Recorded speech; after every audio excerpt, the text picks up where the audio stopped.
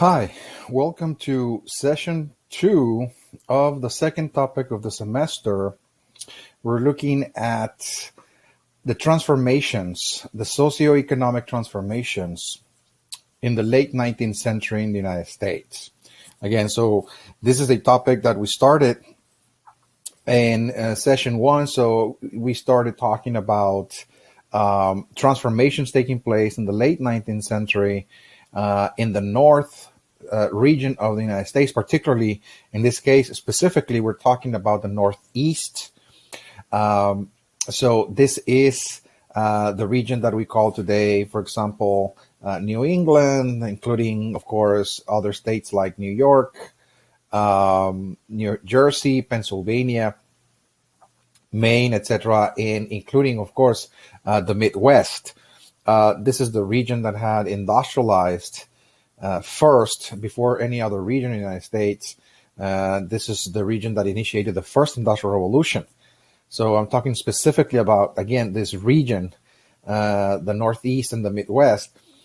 That began to change before the Civil War in terms of factories, textile manufacturing, social classes, the formation of social classes through wage labor, like an industrial working class, a middle class, transportation systems like railroads and steamboats, etc. So again, this is the first region that modernized or entered the process of modernization, but went through a second wave of industrialization after the Civil War. After 1865, we're going to see the second industrial revolution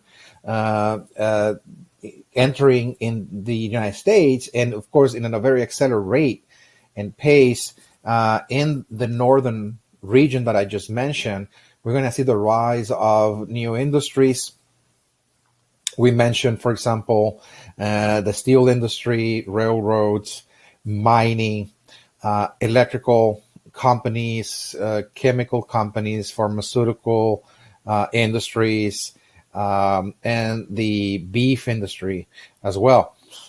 So we cover that again in great depth as to how that is going to give rise to a new social setting, like the industrial city, the modern industrial city, where most people are moving into in the north.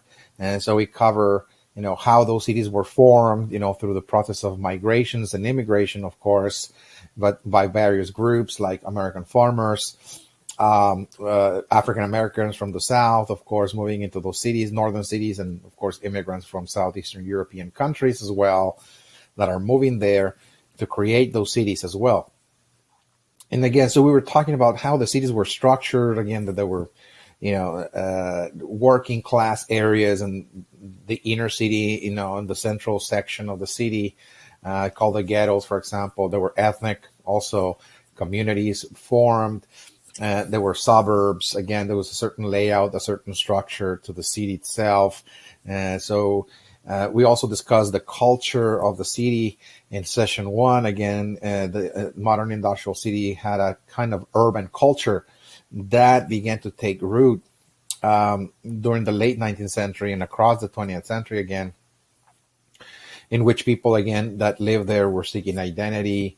They're trying to find themselves. How do they fit in this larger environment? They're reinventing and recreating themselves through fashion. We were talking about that, maybe the preservation sometimes of traditions, or again, trying to create a sense of community by attending activities with other members of the city, like things like sports, for example. We see that as well, that this is how the culture looks like in those cities. Now, we're going to now shift gears and look at another region of the United States to look at social change, social transformations taking place as the United States is modernizing and is industrializing. So we need to look now at changes taking place in a different region. In this case, we're going to look at the South. And when I mean at the South, we're looking particularly at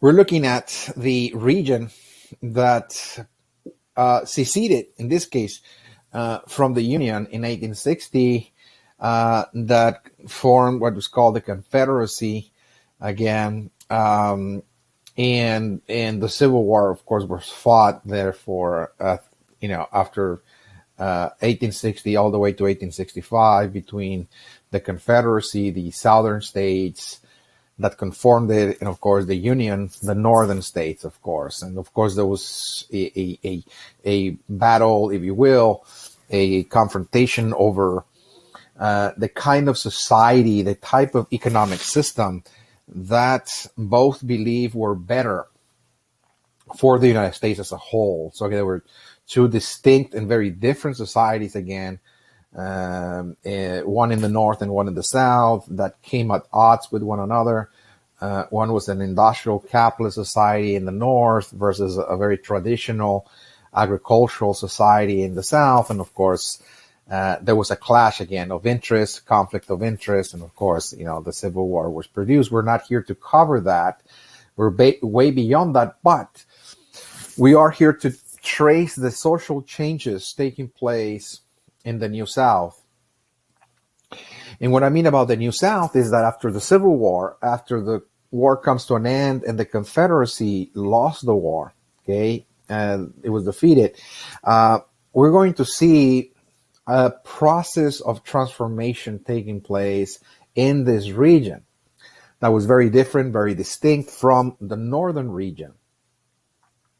In that, to a certain extent, this region, the South, is attempting to catch up with some of the changes that have been taking place for several decades in the northern states.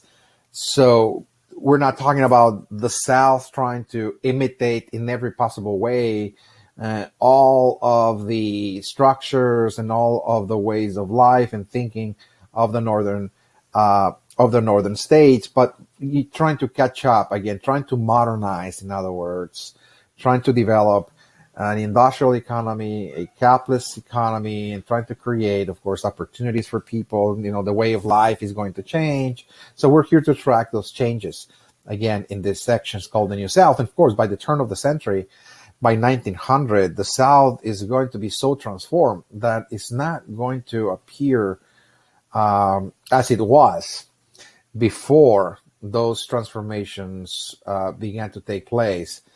So there was significant change that transpired in the late 19th century. And we're here to pretty much track some of those changes. But in order to track those changes and understand them, it is extremely important to just, as an overview, okay, look at the South, this region, as it was before the changes took place, because we have to have a sort of baseline, an understanding that will allow us to compare and contrast the South before those transformations, before modernization, and how Southerners lived, what was the way of life, how they organized themselves to produce what needed to be produced, etc. We call the economy. Social relations, what kind of social groups existed, etc. And then we have to now look at the transformations and how those relations, how those structures, those institutions that have governed the southern states are going to be significantly altered as now the South is moving towards modernity, is modernizing again. So a before and after kind of a snapshot, so to speak. Okay, so let's start with, the South as it was. So again, this is a very, very general overview. So when we look at the South, some of the very remarkable characteristics of this region of the United States is that it had pretty much remained very, very traditional for literally centuries. When we look, for example, some of the major characteristics or features, again, of this region, we know, for example, from history that their economic system had pretty much remained intact ever since the first English settlers arrived to, let's say, Jamestown, to establish Jamestown in Virginia, for example, create Virginia colony, that is to say.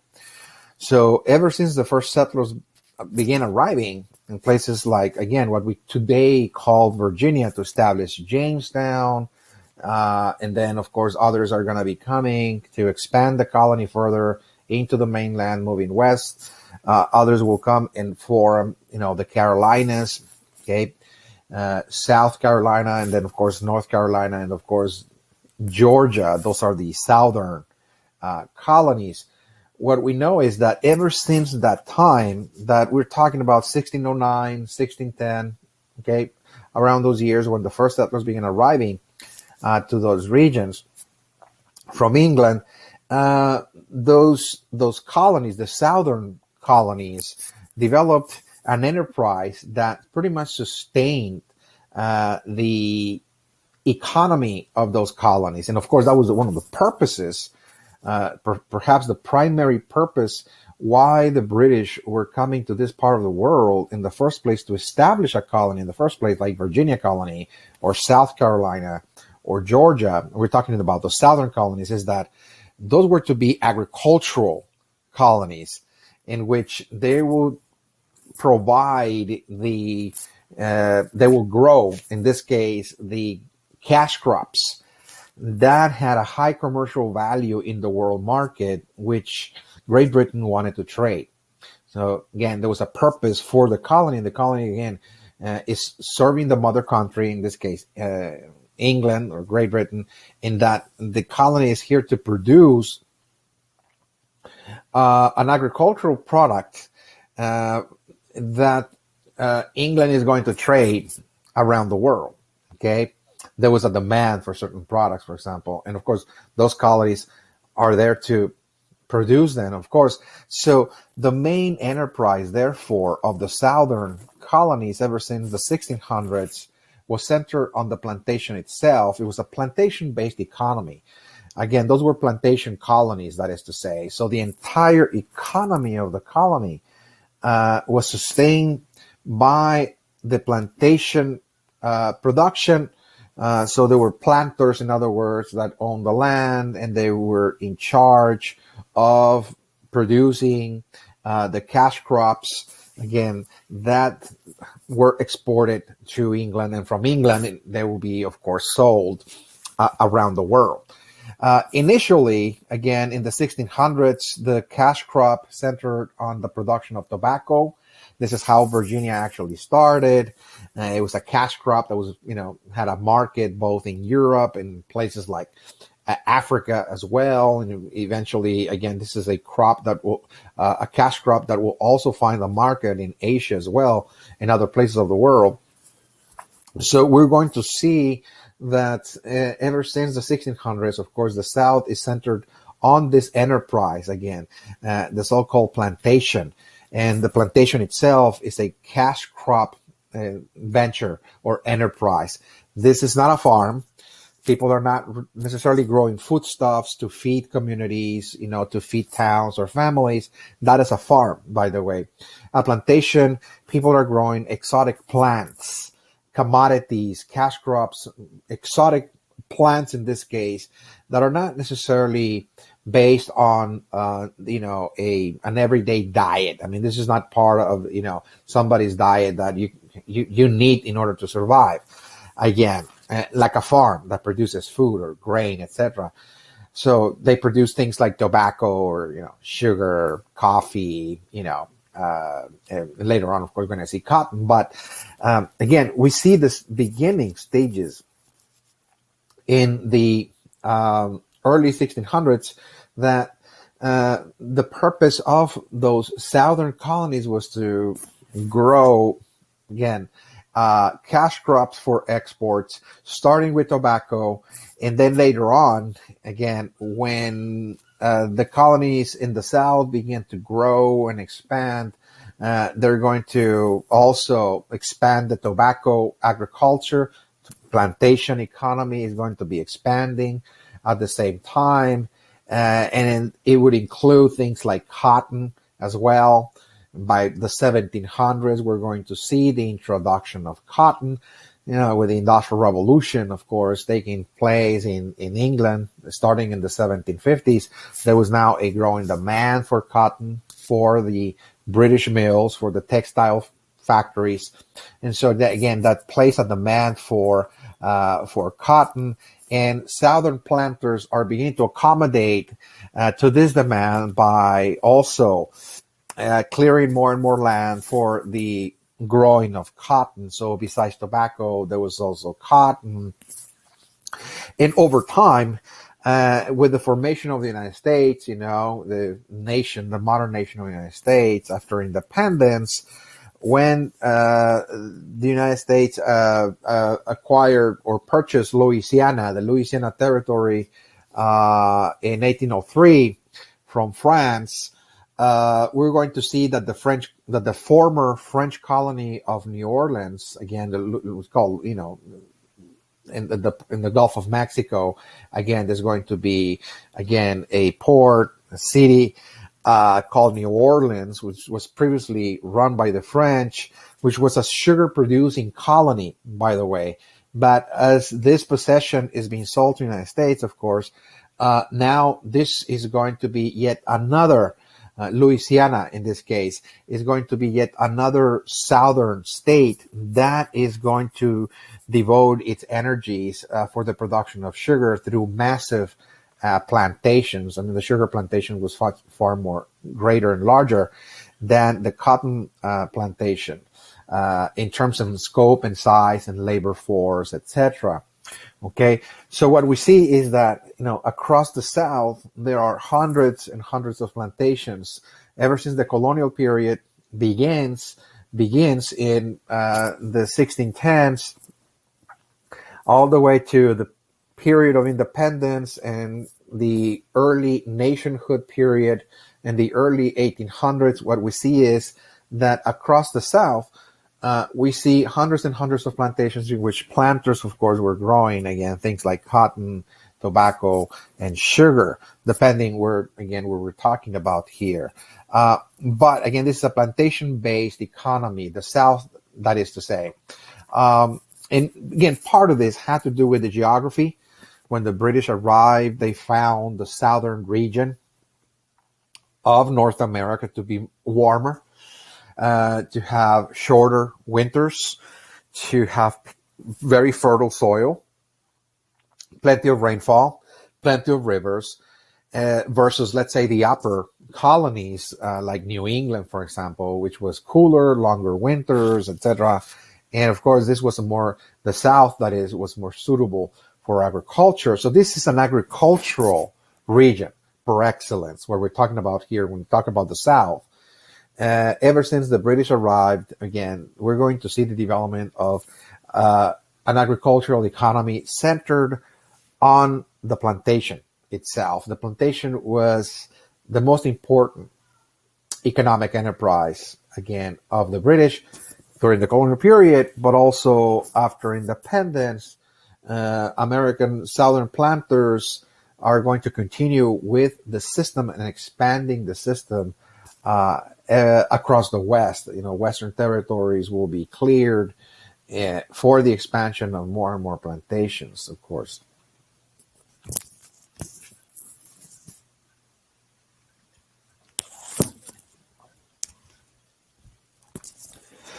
All right, so another feature that had remained almost intact ever since the beginning of this region in the colonial period, all the way to, let's say, the eve of the Civil War, is feudalism. Okay, we have a feudal society with a kind of feudal type of economy as well, operating in the South as well. And so what we call feudalism, again, is really a society in which the way people organize to do what needs to be done, to produce what needs to be produced, is that there's just literally two social groups that are making things happen, and they're in charge of the production. All what needs to be produced. And one is, of course, on one hand, the people that own the land and the planters, in this case, and on the other, of course, is going to be a group of servants, okay, that are going to be commissioned to grow the food or to build roads or build bridges or build, houses or shacks or barns, warehouse construction work, what we call, or gardening, etc. So the work that needs to be done to build a society, to build a community, is done by servants. But in this case, we're talking about particularly slaves again. So by the end of the 1600s and early 1700s, what we see is the introduction of African slavery in the southern colonies. This is when the British were running those colonies, by the way, and this is again a system of labor that was adopted in the latter decades of the 1600s in places like Virginia, and it would expand into also the Carolinas, South Carolina, North Carolina, and Georgia. Eventually, of course, the system of labor will survive the independence revolution and will survive, of course, also the formation of the United States, and will be preserved into, of course, the future, all the way to the eve of the Civil War itself. Again, there were several reasons as to why this is so, but one of them, it was, again, the lack of labor. Again, planters lack a reliable, steady source of labor to produce those cash crops, so they ended up, again, turning to this labor force or this labor system, because slavery is a system of labor. It's a labor system that is part of this feudal background, again, from which Europeans were coming from. Very similar in that under feudalism, the way people, again, organize themselves to produce what needs to be produced is dividing society between, again, landlords and servants do the work, and so on and so forth for their masters, and so on and so forth. Give and take, there's variations of feudalism, different forms, different degrees, if you will. So this was one of those variations, again, that we're not necessarily talking about servants, but slaves. So again, what this entailed is that in the South, planters, because they imported certain elements of Europe called feudalism, lords and servants and so on, they also imported certain elements of European social traditions, like aristocracy, an aristocratic culture, in which the planters believed that because they had servants, or in this case slaves, that they themselves, were members of the European nobility, and that they were very directly connected to those noble families of Europe, and this is why they had those servants working for them, growing those cash crops like the tobacco, the sugar, etc. So there was a kind of an aristocratic culture in the South, in that Southern planters saw themselves as members of noble families, going back to Europe, going back to England, in which they inherited that status of nobility, which gave them the entitlement, if you will, to have servants.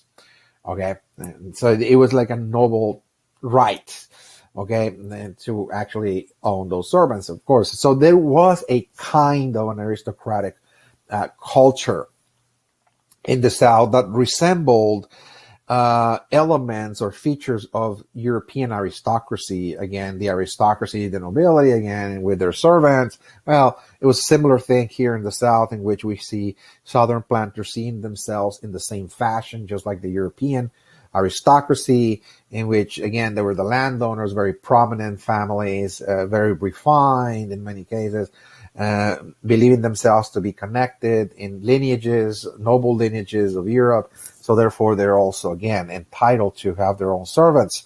So this is important, again, that this feature pretty much remained almost intact ever since it was imported back in the 1600s, all the way to the eve of the Civil War in 1860.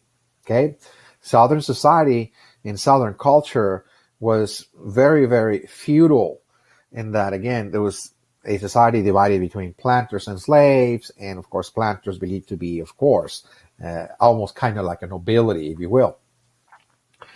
All right, so again, there was also, again, in Southern society, again, a society that was very traditional, in that the vast majority of the people who were not planters or slaves were actually small farmers who lived in the countryside. Okay, so again, there was a large segment of the population in the South that did not own any slaves, did not own a plantation. As a matter of fact, by 1860, it was only 3% of the Southern population that owned plantations and owned slaves, only 3%.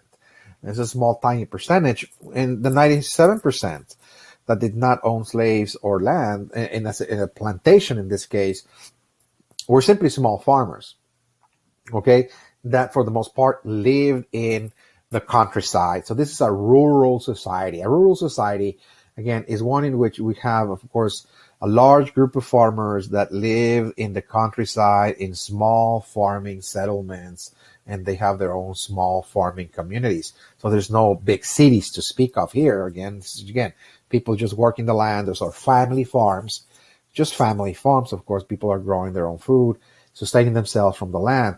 There's an absence of industries and factories in the South, even when the North is industrializing.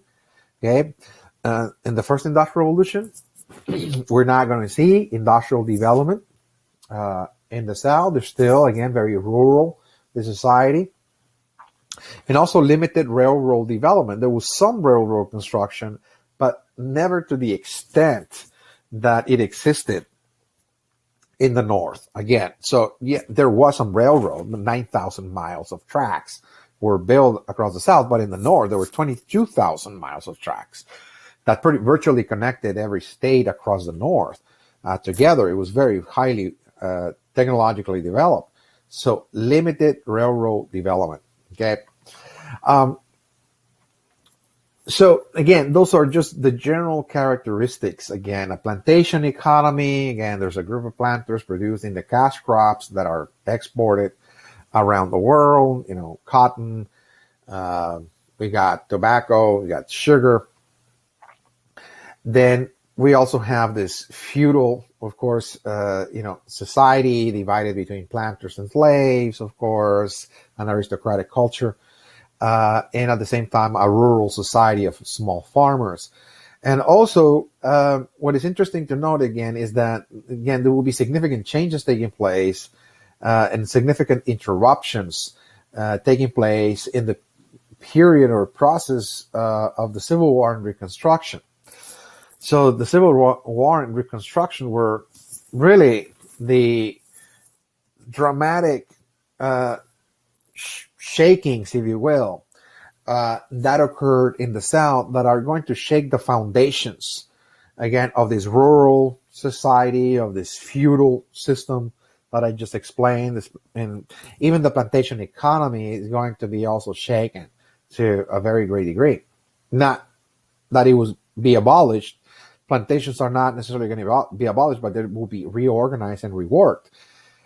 So the Civil War and Reconstruction brought, of course, the changes that will end many of the institutions and the social structures of the South, particularly with the introduction of the 13th, 14th, and 15th Amendments.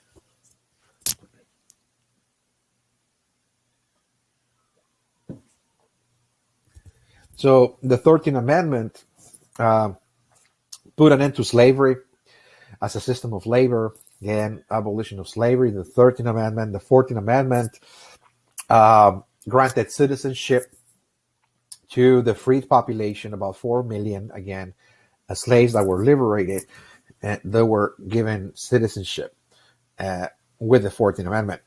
And also the right to vote with the 15th Amendment, of course. Again, so those were important changes, important amendments to the Constitution that attempted to bring about the first stages of change in the South in order to recreate a whole new South, of course. So another important for development during the Civil War Reconstruction period is the abolition of titles of nobility. Okay, so this is something that came out of the process of Reconstruction, particularly, is that Southern planters could no longer claim titles of nobility for themselves. That this is not a practice that the United States honors, in other words, because that is very aristocratic. That is something that perhaps in the old feudal Europe, again, was totally normal and accepted. But with the changes taking place, of course, in the recent decades and perhaps the recent century, with the rise, of course, of movements that came particularly, for example, out of Europe from the 1700s, the rights, again, that are now presented, of course, and it's called human rights or natural rights, in which people are honored as, of course, human beings that have certain rights, that have to be treated with respect, that we have certain rights that have to be recognized, of course, by the state. Again, all of those changes, all those political movements that challenge monarchical rule, challenge the power of the church, or challenge, of course, the aristocracy or nobility, in order to create a more democratic society in this case. All of that, of course, played a significant role, a significant influence, of course, in ending aristocracy in the United States. That this was inconsistent, in other words, with the principles of the United States, of the Declaration of Independence, that all men, or all women, of course, now we understand that, are created equal. So titles of nobility is not consistent with that principle of equality, for example. So therefore, again, this is important, that the aristocratic culture of the South is also coming to an end, again, with the Civil War and Reconstruction amendments as well. Okay, so very important that we understand. So here, now we begin now looking at the actual changes that are going to transpire in the South after Civil War and Reconstruction. So again, we now start to look at the world afterwards. The world as it was, we already saw that. We already covered that ever since we started this session.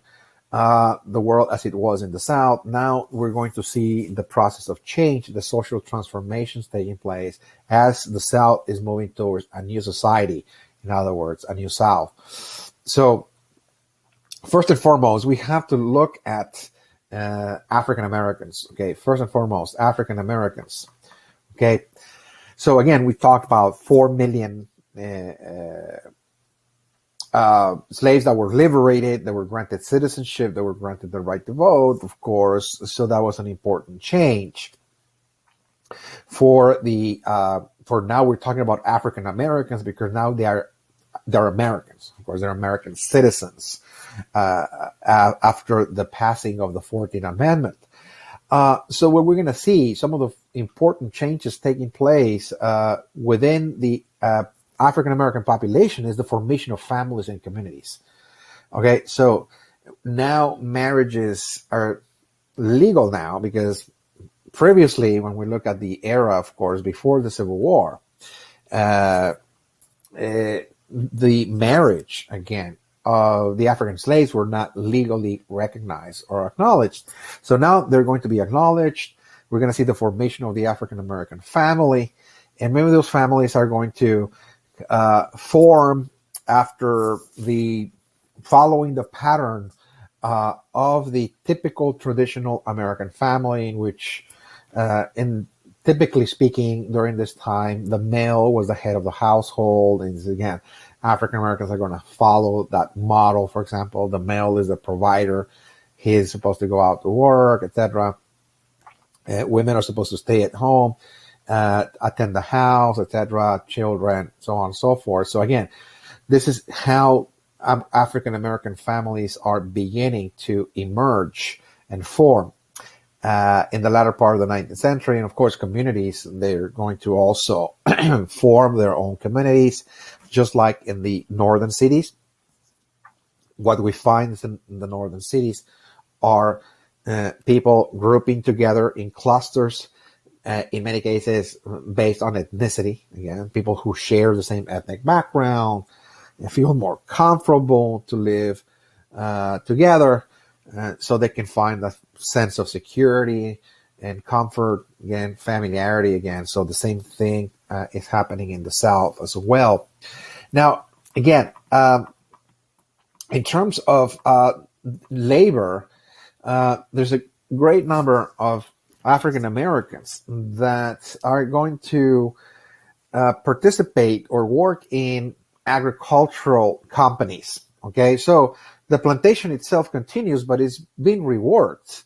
And that instead of just a plantation owned by a plantation owner or a master, what happens is that we're going to see the rise of agricultural companies in many cases that are in charge in the production of things like cotton or foodstuffs and so on. So many African Americans will become agricultural laborers, and they're going to now earn wages.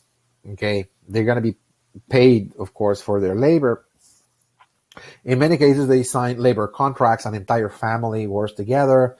They sign a labor contract with a specific agricultural company, they go to, and they're going to work there for a year or two or for a season, and they're going to get paid, of course, as a group, as a family, if you will. There's a contract, you sign the contract, and of course, you're getting paid. So again, wage labor is being introduced in the South, and African Americans are participating in it in this fashion. It's called labor contracts. Sharecropping. Sometimes African Americans have to share part of the harvest of the product that they work in order to actually pay for the land that they occupy. So again, they might occupy a certain land. They're given permission to grow food, to farm, or to grow a certain cash crop.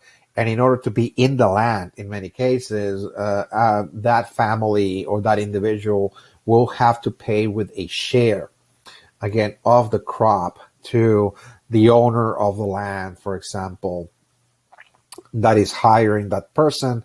And so they work for a share of the crop, but they also pay a share of the crop for actually working the land. So there's different types of arrangements that are made that allow, of course, them to work for wages, like labor contracts and sharecropping. Okay, let me just check the time here. Okay.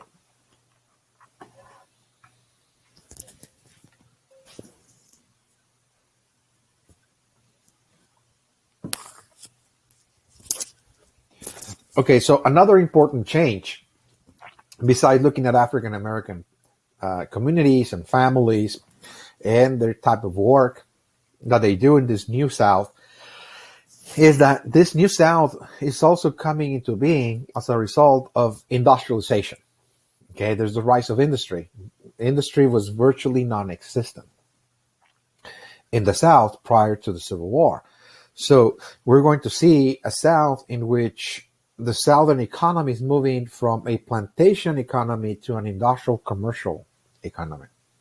Okay, instead of just having plantations, we're going to see the rise of industries and commerce, and yeah, it's going to change the economic system altogether of the South. New industries arrive to the South, such as the iron and steel industries.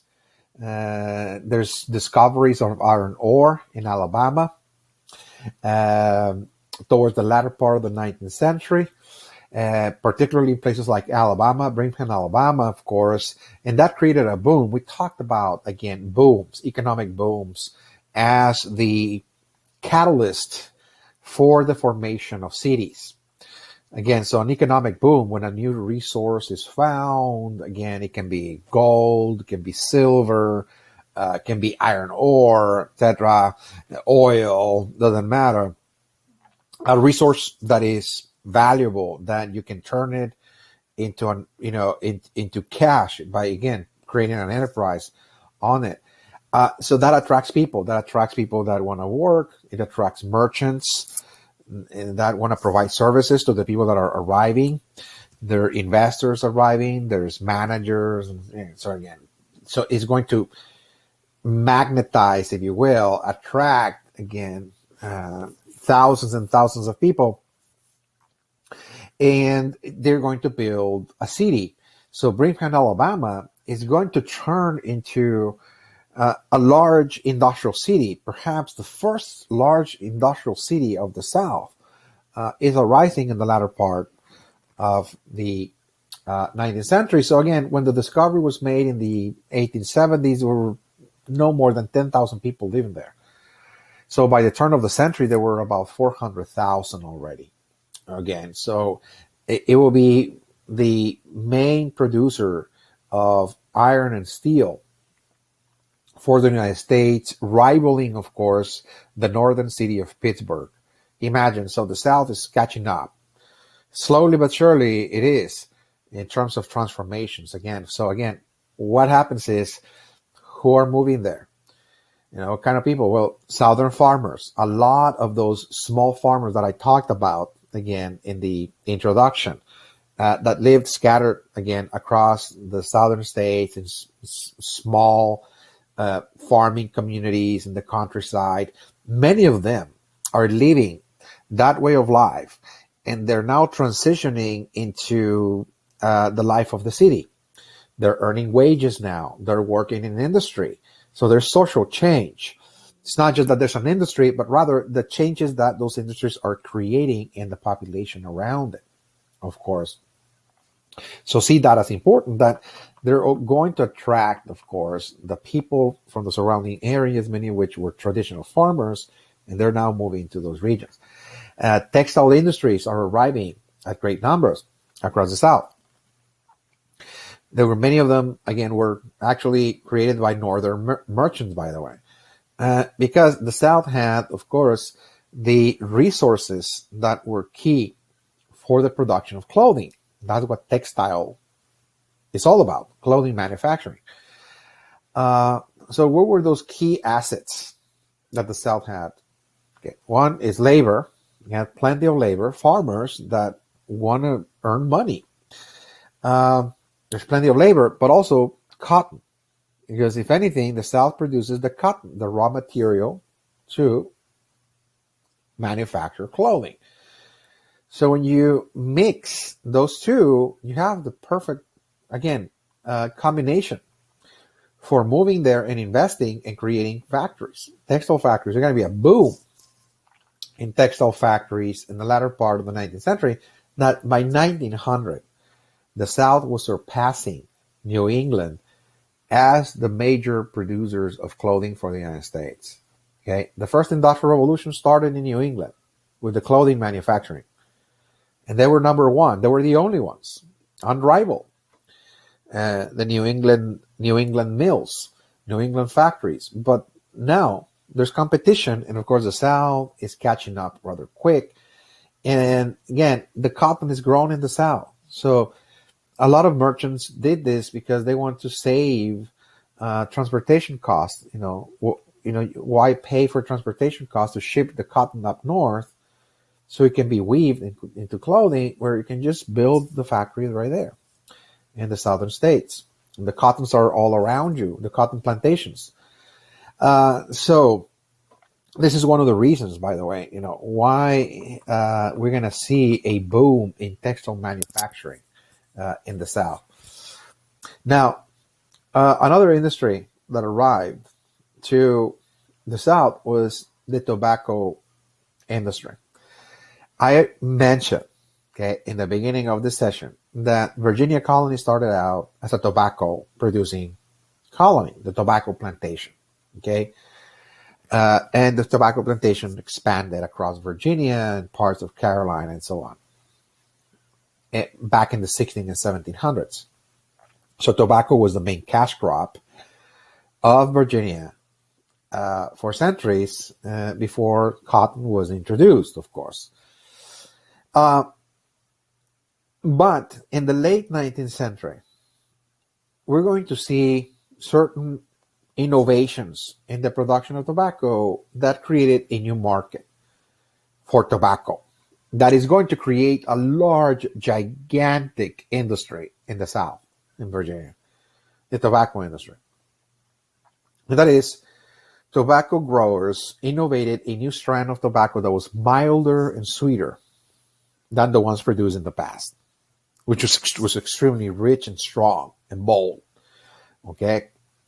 So with a milder, sweeter version, people are going to perhaps tolerate it more, and you can actually sell it to even women, instead of just being a man's, habit.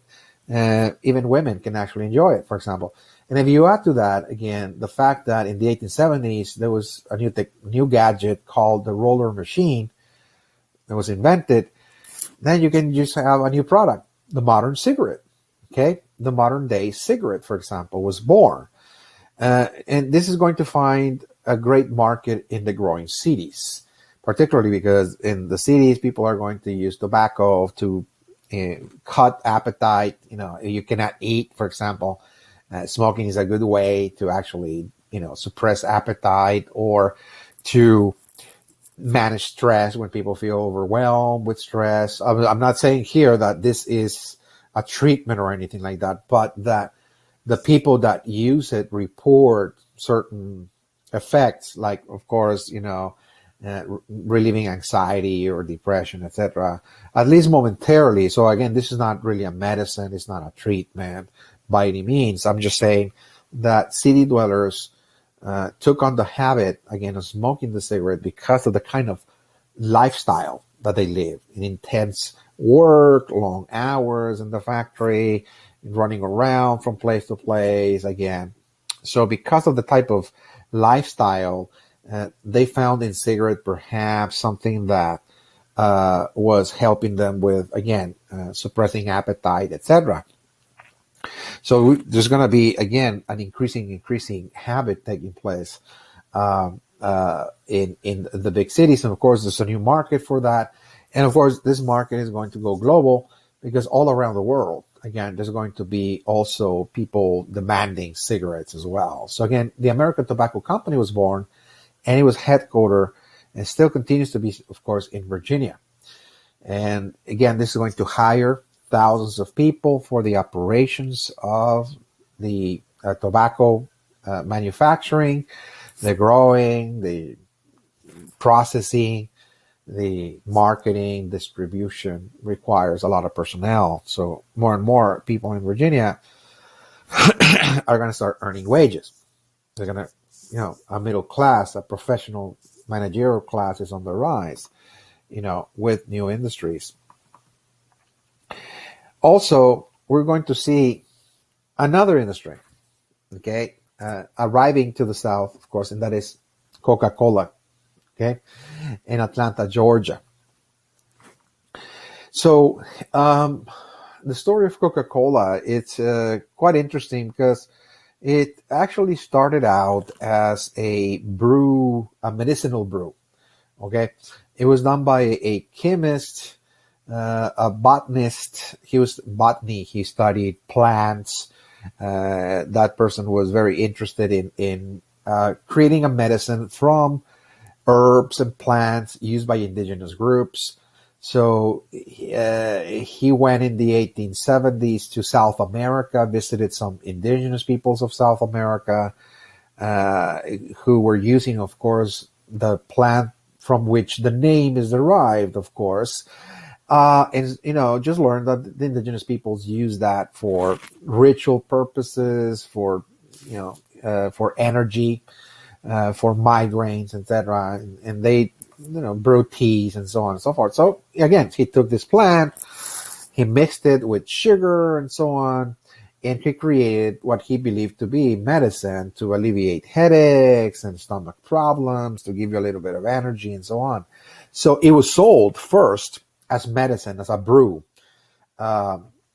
Just like today, when you go to the pharmacy, you will see certain syrups, for example, some other for stomach indigestion and so on and so forth. You can just pick whichever you want, right? Heartburn and so on, so many of them. Some of them put you to sleep if you have a cold and so on. So this was sold as like migraine for stomach problems, energy, and so on. And people will buy it. So at some point, he ran out of money. He couldn't continue operating his own personal company. And he had to sell the formula to some investors, and those investors in Atlanta, Georgia, reworked the concept of the brew to create a soft drink in this case. Okay, so instead of medicine, says, this is enjoyable. Maybe you can sell it as a soft drink to give people energy. Okay, because again, the effects when people actually were drinking that is that it gives you a lot of energy, by the way. So because we were moving into a very fast-paced world, which require a lot of work, we're waking up very early, rushing to work, working long hours, having a lot of errands, living in cities. So sometimes we run out of energy. And so Coca-Cola also found a great market on city dwellers, on the cities, because city dwellers saw in Coca-Cola an energy drink, the way we drink, for example, today, espressos and coffees and so on, of all kinds, in order to be awake again, to have stamina, to have energy, to do exercise, to do work, for driving at night, and again, when you're tired, for studying, you name it. Again, so we sometimes need something, like caffeine, for example, okay? So again, Coca-Cola served that purpose. That's what I'm trying to say. And likewise, again, this was a gigantic enterprise. Again, Coca-Cola will become one of the largest, of course, companies over time in the United States. And it is on the South. Again, Georgia is a southern state, and in Atlanta we have the headquarters of Coca-Cola, and it's changing the way people live. Because whether we're talking about those textile factories, whether we're talking about the steel industry in Alabama, whether we're talking about Coca-Cola, or we're talking about the tobacco company in Virginia, it doesn't matter. What happens is that those industries are hiring now millions of people. Okay, they're hiring Southerners in this case, many of whom are coming from the countryside. Okay, so there's a massive migrations of people from the countryside into places like Atlanta or Richmond, Virginia, for example, or Birmingham, Alabama, etc., in search for work. And they're now earning wages. Wage labor was literally non-existent prior to the Civil War, but now we see a wage labor economy in which the way people actually earn their living in the South is through the payment of wages. And they're working for those large industrial enterprises now. And of course, we can see the rise of a middle class. It's not just a working class, but again, there's going to be also a professional class of managers, of supervisors, engineers, and so on, who are paid more for their knowledge, for their skills to run the operations, of course, of those industries. Okay, so see that as a significant change, a departure from the way of life of the past, the traditional past now to a new reality, a new South, that is to say. Okay, so we have roughly about 20 more minutes. All right.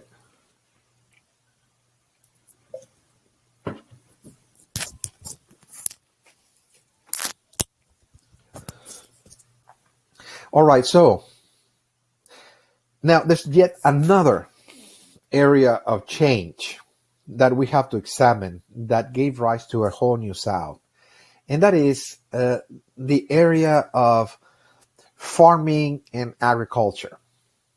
Okay, so we talked about in the beginning of this session that in the South, what occurred is that for centuries we have seen, of course, the formation of a plantation economy with a planter class growing cash crops like cotton, tobacco, sugar, and so on, in a large group of small independent farmers who are just, yeah, growing their own food, sustaining their families, going about their lives in a very traditional way. The small farmers, that is to say, in the South. So this particular structure by which people were simply sustaining themselves and growing the food that they needed, their families needed to survive, is going to change significantly, because even those small farmers, there were millions of them, are going to change. They actually conduct what is called farming. There's going to be significant amount of people in the South that are not going to leave the way of life of the farm and go for the city and be hired in one of those industries I just mentioned. There's still going to be a significant number of people that will stay in the farm itself. But the way that they do work, the way that they farm, is going to change dramatically. Okay? They're transitioning from a self-subsistence type of farming in which they're only farming whatever they need to subsist. In other words, just I grow, whatever food I need, me and my family, to live and survive. And this, we have been doing this for literally centuries. This is the tradition. We're going to change this into now growing food for the market. It's called cash crop agriculture. This is a very important change. Cash crop agriculture. Okay, from self-subsistence farming, those are just, again, practices that are very traditional, carried out by independent small farmers. They own 5 acres, 15 acres, 20 acres or more, and all they're doing, again, is just growing whatever they need in any given year, okay, to subsist, the subsistence, that is to say.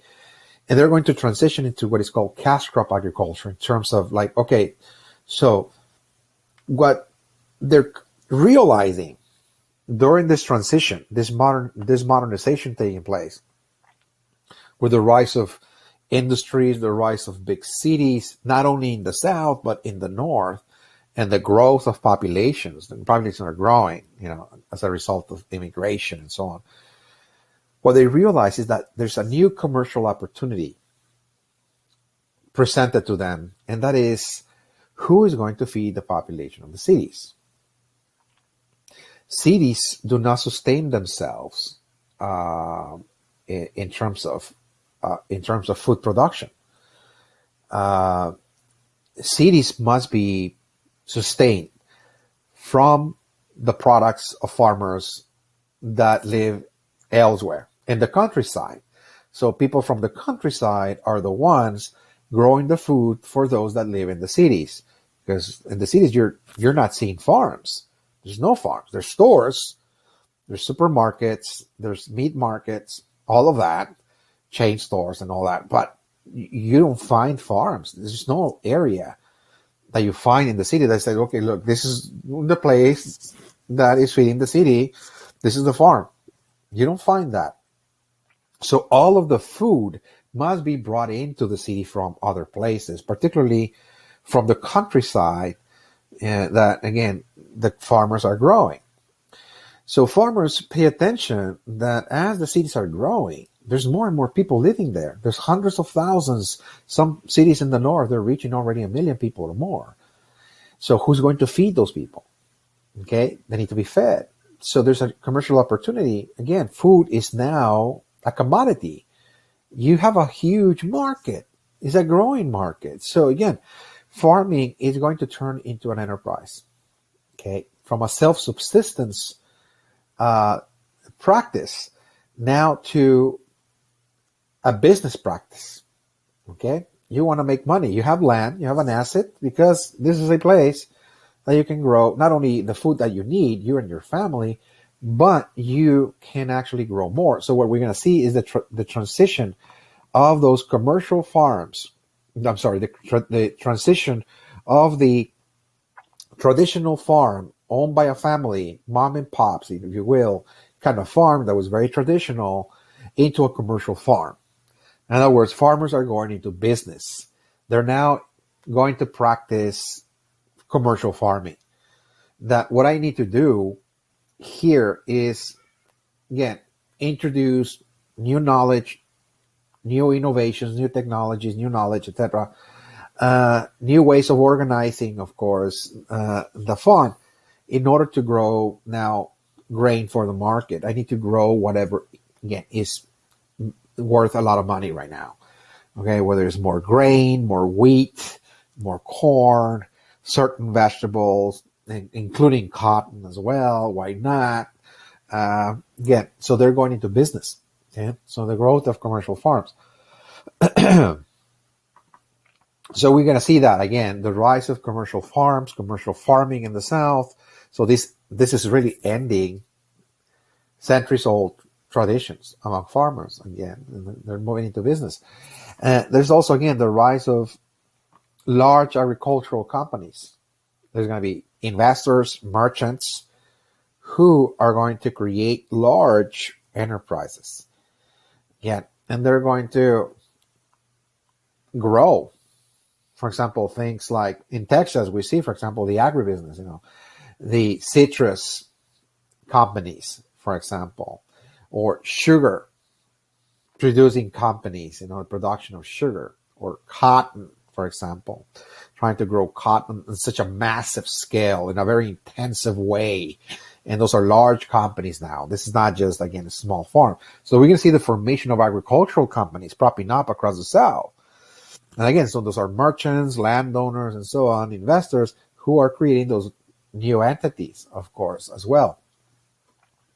They're growing things like wheat, corn, cotton, and other products. And I just mentioned in Texas, again, citruses, of course, in the valley, for example, okay, in South Texas, for example, there will be citruses and so on, cotton, sugar around the Houston area, and so on. All right.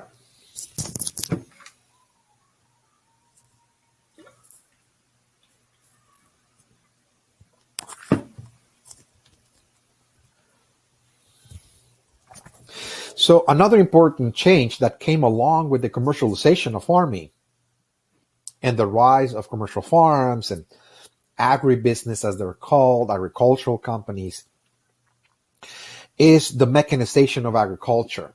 Okay, the mechanization of agriculture, that is to say that the way farmers are making the leap possible towards commercial farming for mass production is with the introduction of modern machinery.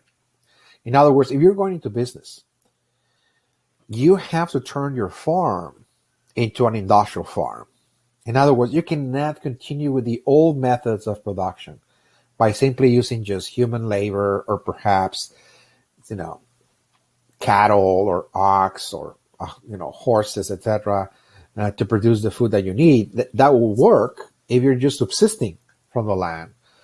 But if you're going into business, you want to add technology, okay? The introduction of modern technology, machinery. So agriculture will become mechanized, the mechanization of agriculture. This is essential if you're interested in maximizing output, what's called mass production. You want to maximize the production of foodstuffs or crops, again, from your land. So the only way to do it is by adding knowledge and technology, new techniques, new tools. In this case, we're talking about technology, modern agricultural technology.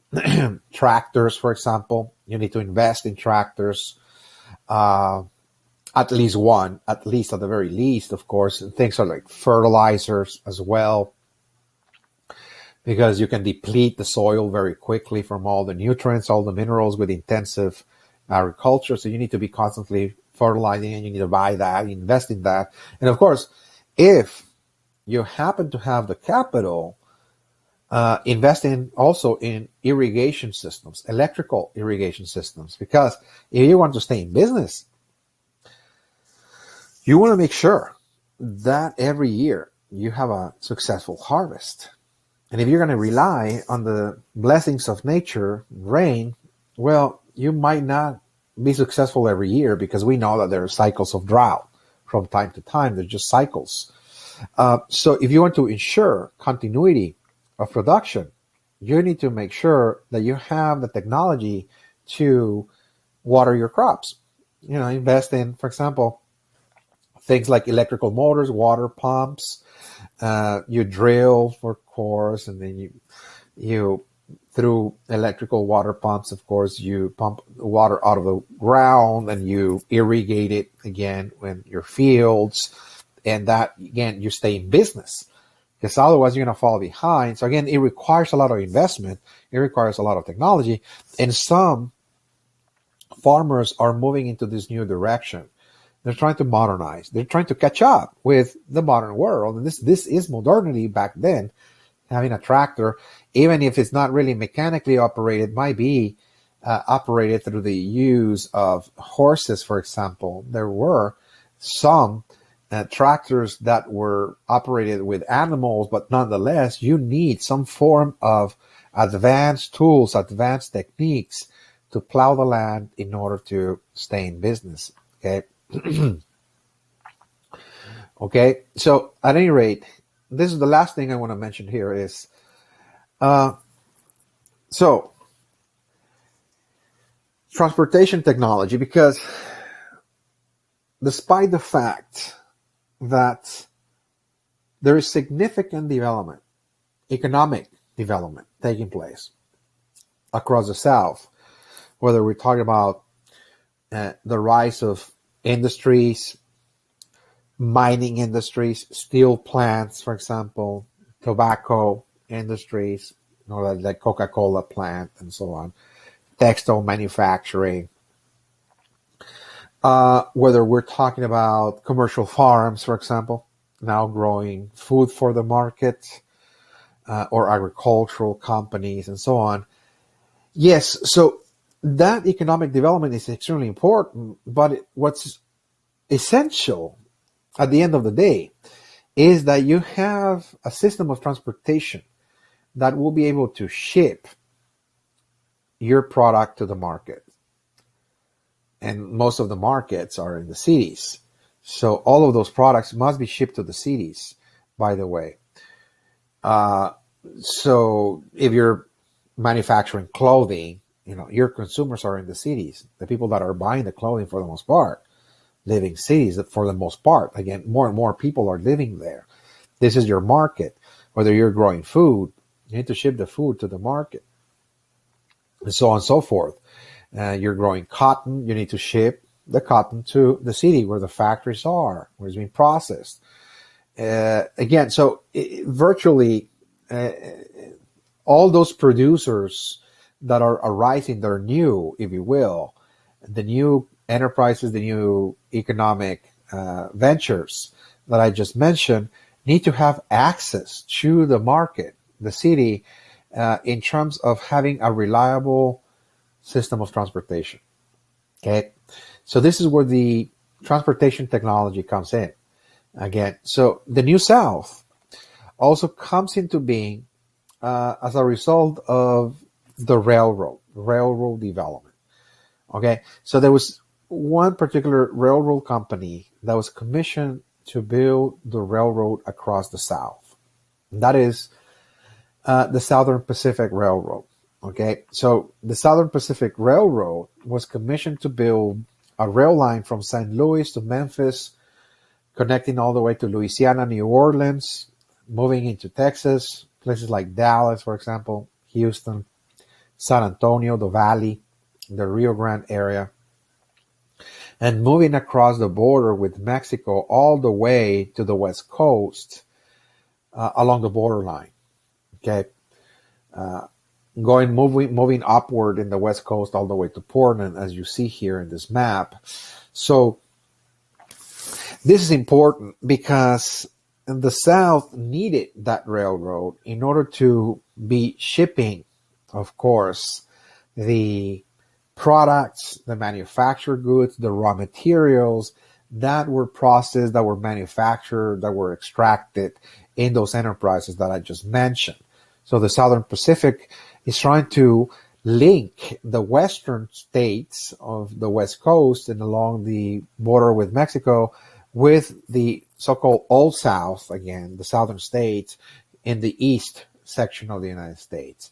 Of course, so when you follow the lines of those railroads of the Southern Pacific, and of course there were others that were built in the eastern seaboard, you will find that without exception, the rail lines are not built randomly. It's not that the railroad is built just, to have cities connected and towns, but rather that the major enterprises, whether we're talking about the steel industry, for example, or mining industries, or cattle ranches, agricultural companies, that they're all interconnected. Okay, so the products that are generated in one place can be shipped to the other end of the country. Okay, so once again, the rail lines are not built randomly. What happens is that all of the commercial enterprises, the industries, the factories, the mines, the cattle ranches, the agricultural companies are all joined through the system of rails.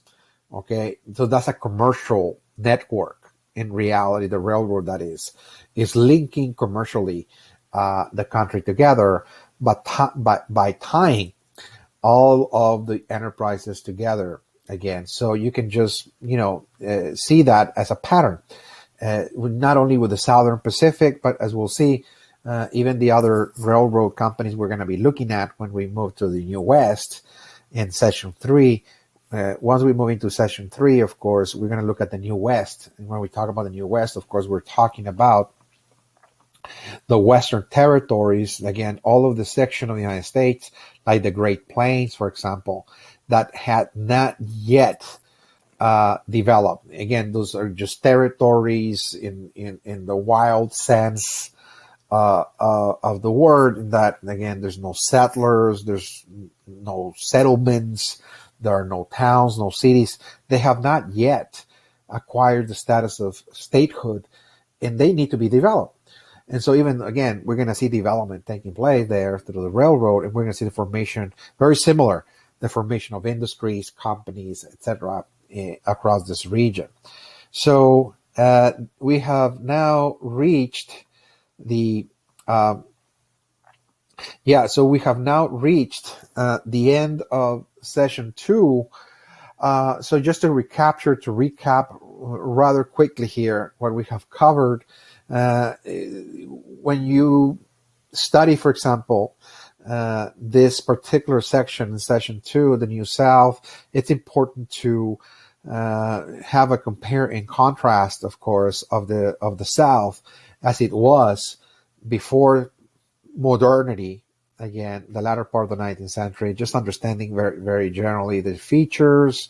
Again, a plantation economy, of course, as the main unit of production, cash crop agriculture for exports, cotton, tobacco, sugar, for instance, the kind of social system of feudalism, for example, that divided society between masters and slaves, or planters and slaves.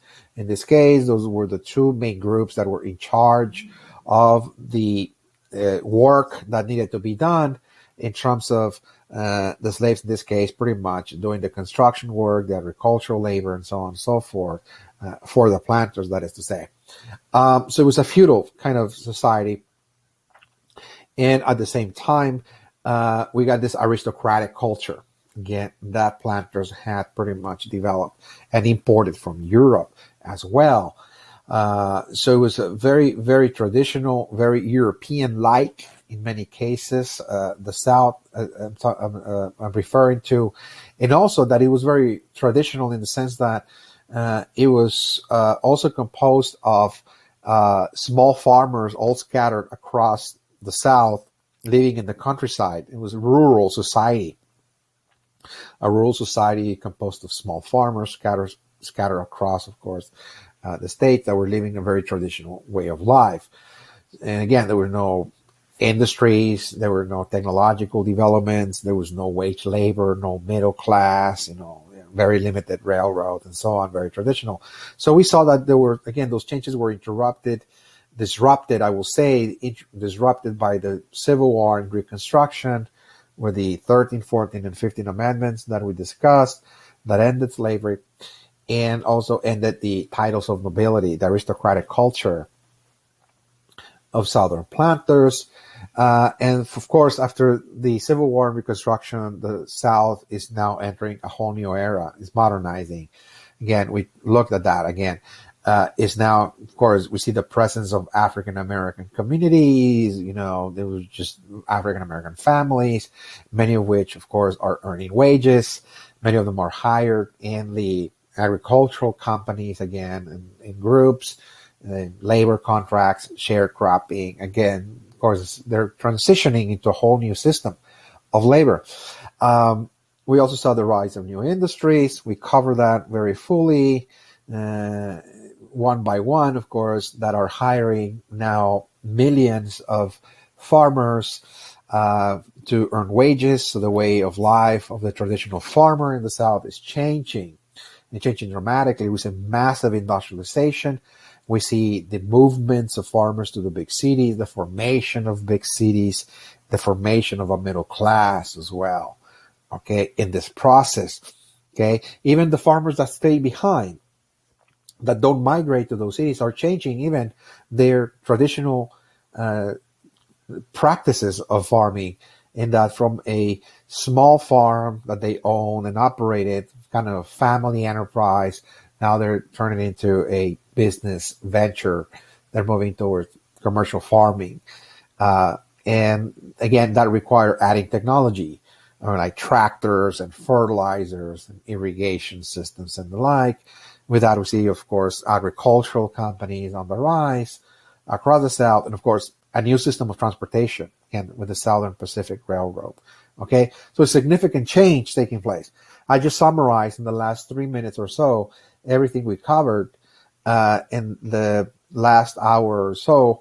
So again, this is the end of the New South. So when we return, we're going to look at the New West, and likewise, we're going to spend an entire session looking at all the changes that transpired in the New West. That's all I have for you, and I'll see you in session 3. Okay, goodbye.